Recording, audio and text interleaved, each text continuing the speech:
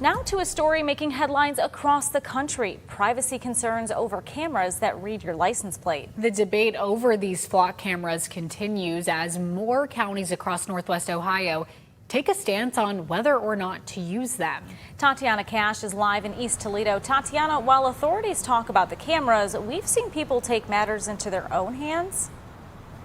Yes, we've seen people take matters into their own hands here in Oregon. This is on Star Avenue, just outside of I-280. And what we're supposed to be looking at is a flat camera, but only you're seeing just the pole out there because it has been cut down. The camera gone. So when it comes to damage of cameras, it isn't a new thing. Actually, it's pretty unfortunately common across the nation. Flock cameras being damaged in likely protest. Now, these cameras, which are automated license plate reader systems, take pictures of passing vehicles and then log the information for law enforcement use.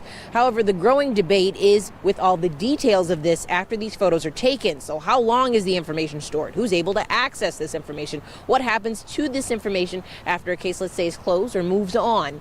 These are just a few of the long list of questions both law enforcement as well as the public has asked, and not everybody's getting all the answers. And this is why Lucas County Commissioner Pete Gerken is calling for a pause of the cameras. He did so on Tuesday, saying after a month audit, he wanted the cameras regulated more and the system needs more oversight. There was pushback from Sheriff Mike Navarre, Lucas County Sheriff Mike Navarre more specifically, after the commissioner called for a pause. And in response to it, the county as well as Toledo Police Department actually have recently launched transparency pages dedicated to explaining the purpose and use of the flock cameras.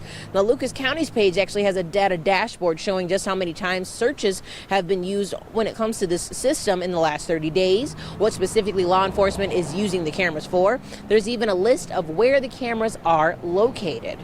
Now, while this page is aimed at transparency to help the community feel likely more at ease about what's going on, there are still plenty of folks against it and wanting more details on what exactly this is going to do for each county that folks live in as they make those decisions.